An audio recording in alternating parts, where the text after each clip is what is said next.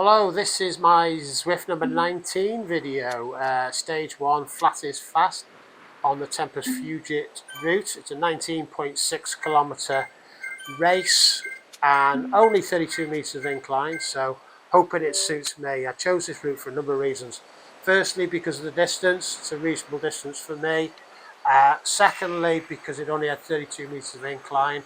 Obviously, if you have watched my Zwift number 18, I Can't Climb, that was purely down to the fact that I'd gone on a reasonably hilly course and race and failed miserably. But the other thing within that race was that I was in a category with riders with race scores up to 350. So the other reason I chose this one is that the upper limits in this category was 330. So I was hoping that I would be able to manage staying with other riders a little bit easier. And as you can see, a big field. There were 74 riders who went over the start line. There was some splits early on, which you sometimes see in these races because the riders go off very fast. I too was one of those people who went off quickly, tried to get my watts up close to 500. I know it's, well, he was just by the side of me there, B. Wiggs. I spotted him on the start line and he was going at 7.5 watts per kilogram off the start line and bombed out off to the front. But then he eased off like I like to do, and a group formed then. You know, we're 1.8 kilometers into the race and I think there was just over 40 riders in here.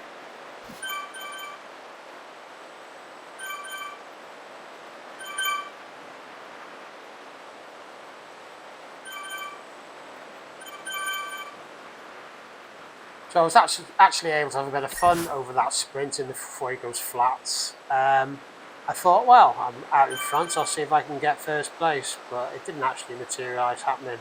I ended up coming fourth in that sprint, but I was thinking for a few seconds that maybe as I started around 40th place at the start of the sprint, which is only half a kilometre in length, and it turned out that I was getting quicker and quicker and further up the field. I thought, oh, I'm going to win the sprint here and get a jersey, but it didn't happen. But able to have a bit of fun for a change whilst riding with everybody else.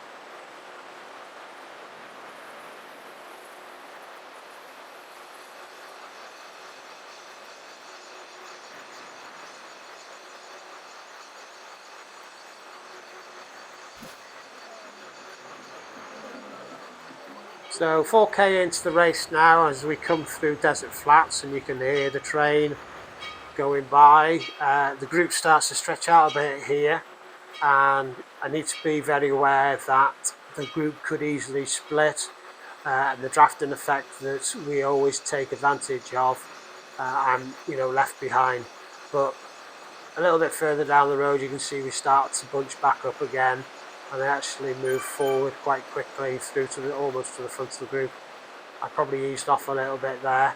Somebody makes a quick blast. That's a Haddy, and he had a habit of doing this throughout the race. I think that was his first attempt at a quick blast, but it won't be the last time we mention him today.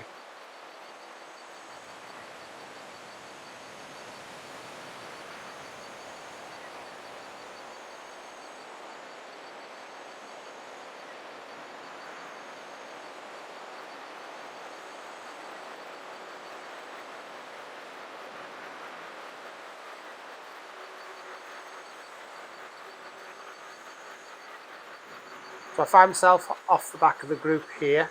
It's a slight incline up this bend and round over the top, and then it starts to drop back down again. So you can see that I've put an extra effort in to try and catch everybody up and found myself on the front. We've distanced ourselves from two riders at this point. E Murakami and D Prince got dropped off the back, and you can see them on the mini map in the top right. But you can also see that one of the riders is coming back to us and looks like they're going to catch back on, so they must have made a right blast to try and catch hold of, to try and catch us again. Obviously understanding the full benefits of the drafting, and I think he comes through here in a minute.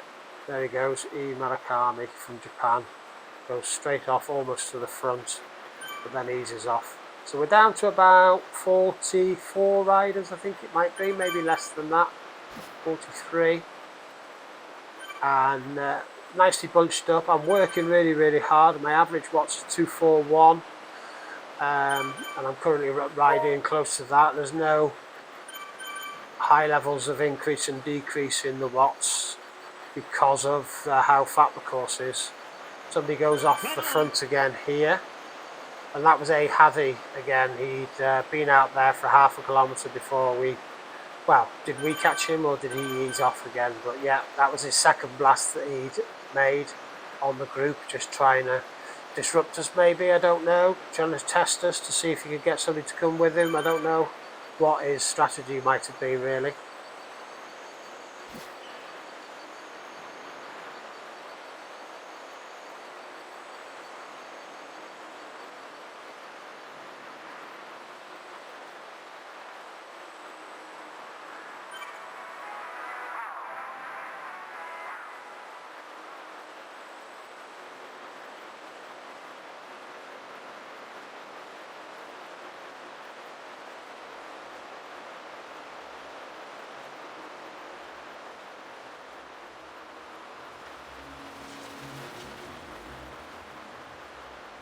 So we're 8.7 kilometres into the race. We're going up a slight incline. There's around about 43 of us in the race at this point. Somebody drops off the back here. I think it was Jay McCreary. I thought we'd actually lost him, but if you watch the mini map, he actually bombed straight through. There he goes, straight off through the front. Can't remember what he actually did after that. Did he come back to us? I'm not sure. So we've got two Tron bikes out in the front. There's a pink Tron bike, which I know a Javi is riding. Not sure whether that's him. And there's a yellow Tron bike up there as well. So we'll see who they were later on in the race.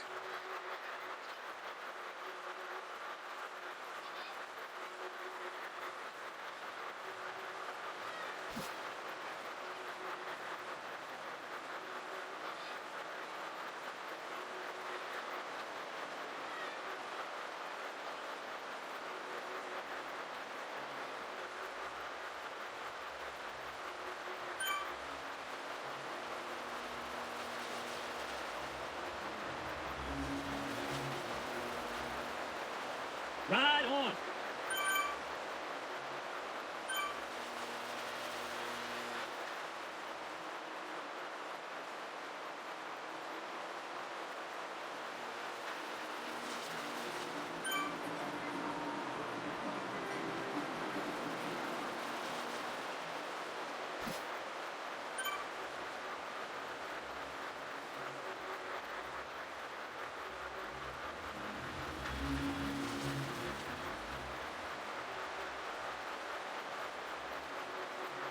So we've got a few out the front now. I think it's N. Jorgensen who's out in front, and he gets joined by B. Copeland, an American, but they don't stay out there for too long. They make a push for it. Again, are they trying to see if they can get a bigger group and split the group, or are they just trying to be disruptive and just trying to be difficult and just upset the pace of the race? But we're all back together again. I was aware that we'd all sped up a little bit there, and I found myself back quite close to the front again. Somebody else goes back through again.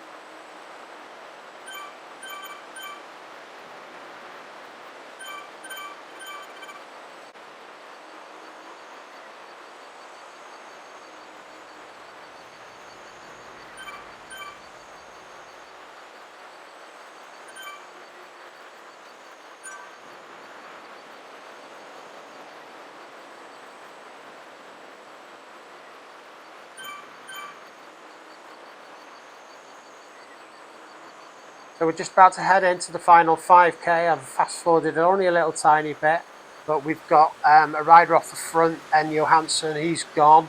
There's a few trying to stretch the group, trying to catch up, because potentially somebody's ploy might be, or race strategy might be, to head out from 5k. So there's a few others that have gone at this point.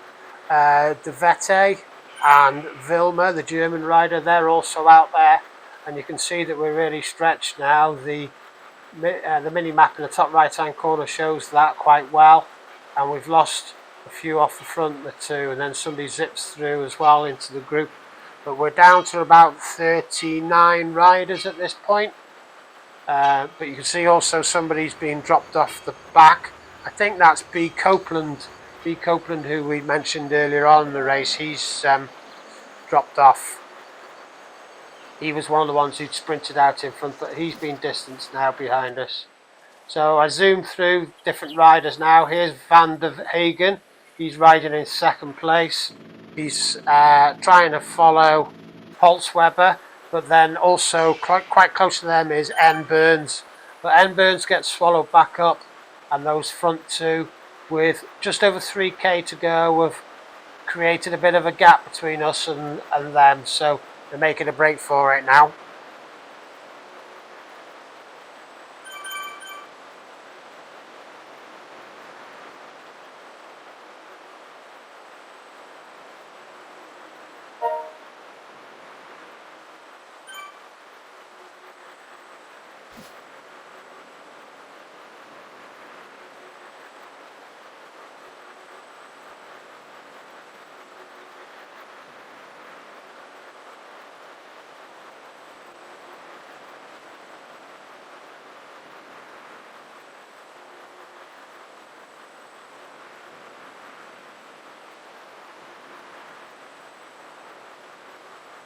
So going past the finish to the Fuego Flats reverse sprint, you see that somebody else has made a dash for it, third place. That third place again, a Haji again. So a bit of a sprinter maybe, I don't know, but enjoying himself on the sprints.